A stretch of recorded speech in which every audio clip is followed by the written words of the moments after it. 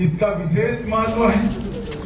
हरियाणा की स्थापना 60 के दशक में हुई, तब से अब तक कभी भी कोई भी मुख्यमंत्री लगातार तीसरी बार अपनी पार्टी को विजयी बनाने में सफल नहीं हुआ है।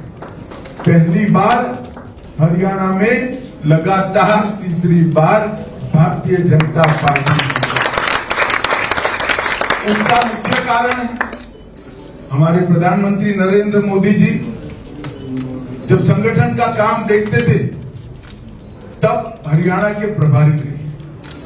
हरियाणा के विकास की जरूरियातें, हरियाणा के जनता का सर्वांगीण विकास, इसके लिए उनके मन में हरियाणा की समस्याओं की समझ उसी वक्त से बनी जब मोदी जी देश के प्रधानमंत्री बने। हरियाणा में भारतीय जनता पार्टी ने अकेले जाने का निर्णय किया और पहली बार पूर्ण बहुमत की भारतीय जनता पार्टी में सरकार बनी।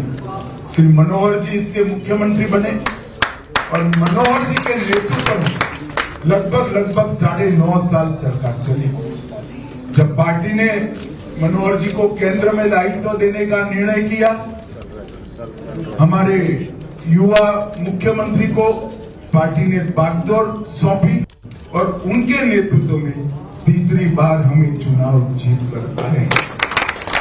ये चुनाव देश भर के राजनीति के पंडितों के लिए आश्चर्य पैदा करने वाला चुनाव। सबने दिल्ली में एक आकलन लगा दिया था कि इस बार भाजपा की सरकार नहीं बनी, परंतु हरियाणा की जनता का मैंडेट भाजपा के पक्ष में आया। दिल्ली के राजनीतिक पंडितों के मन में जरूर आश्चर्य है, मगर मेरे मन में जरा भी आश्चर्य है। जिस तरह से 10 साल तक यहाँ भाजपा की सरकार चली और मनोहर जी ने इसका नेतृत्व किया, हरियाणा में पहली बार एक कल्पना बनी कि खर्ची और पर्ची के बगैर नौकरी।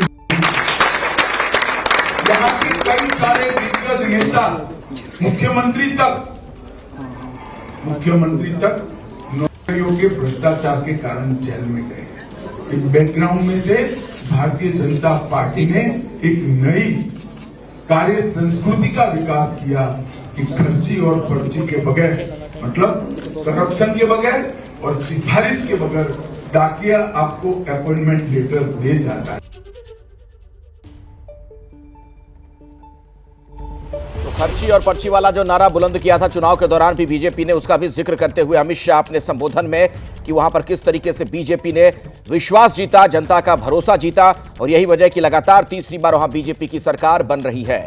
तो विधायक दल की बैठक हुई, खुद अमित शाह वहां पर मौजूद थे और विधायक दल की बैठक में नायब सिंह सैनी को नेता चुन लिया गया है, यानी अगले मुख्यमंत्री वो होने जा रहे हैं। कुछ ही देर में सरकार बनाने का प्रस्ताव वो पेश करेंगे, राजभवन जाएंगे, गवर्नर से मिलेंगे। नीरज भी मेरे साथ जुड़े हुए। नीरज, थोड़ी देर पहले जो मैं सवाल पूछ रहा था कि नायब सिंह सैनी मुख्यमंत्री होंगे ये तो तय है, लेकिन जो वहां पर बाकी मंत्री होंगे, क्या इस बार कोई बड़ा बदलाव देखने को मिल सकता है? बिल्कुल अखिलेश, बहुत बड़ा बदलाव देखने को मिलेगा। बिल्कुल फ्रेश मंत्रिमंडल होगा क्योंकि नायब सिंह सैनी का मंत्रिमंडल होगा और पार्टी ये तय करेगी, कोशिश करेगी कि नायब सिंह सैनी की झलक उस मंत्रिमंडल में दिखाई पड़े, क्योंकि अगर पुराने मंत्रिमंडल को ही आप नायब सिंह सैनी के साथ जोड़ देंगे तो कहीं ना कहीं ये माना जाएगा कि ये मंत्रिमंडल पुरानी बोतल में, मतलब नई शराब पुरानी बोतल में आ गई है।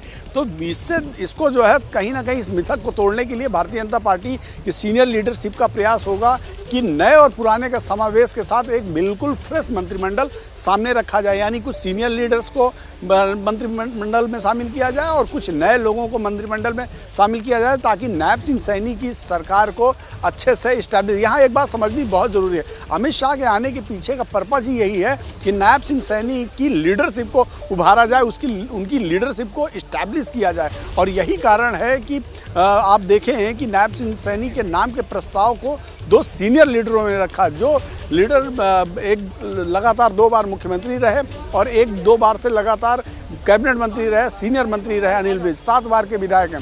तो दोनों सीनियर नेताओं से रखवाने के पीछे का पर्पज यही है कि पार्टी एक ये शो करने की कोशिश कर रही है कि हम एकजुट हैं और हमारे यहाँ सीनियर लोगों की भी उतनी ही तवज्जो दी जाती है, इज्जत है और नए लोगों को आगे प्रमोट किया जाता है। तो निश्चित रूप में मैं बड़े बदलाव के आसार देख रहा हूं। लेकिन इस समय की सबसे बड़ी खबर अखिलेश अपने दर्शकों को बता दें कि करीब 2 बजे के आसपास राजभवन जा सकते हैं भाजपा के नेता और सरकार बनाने का दावा राज्यपाल से मिलकर पेश कर सकते हैं। तो अब की जो सबसे बड़ी खबर यही है कि 2 बजे जा सकते हैं। ठीक है नीरज, मैं आता हूं दोबारा आपके पास। एक बड़ी जानकारी, एक बड़ा अपडेट आपने दिया कि 2 बजे का वक्त बताया जाता है जब राजभवन जाएंगे, बीजेपी के नेता वहां पर जाएंगे, नायब सिंह सैनी वहां पर जाएंगे, सरकार बनाने का दावा पेश किया जाएगा, राजभवन से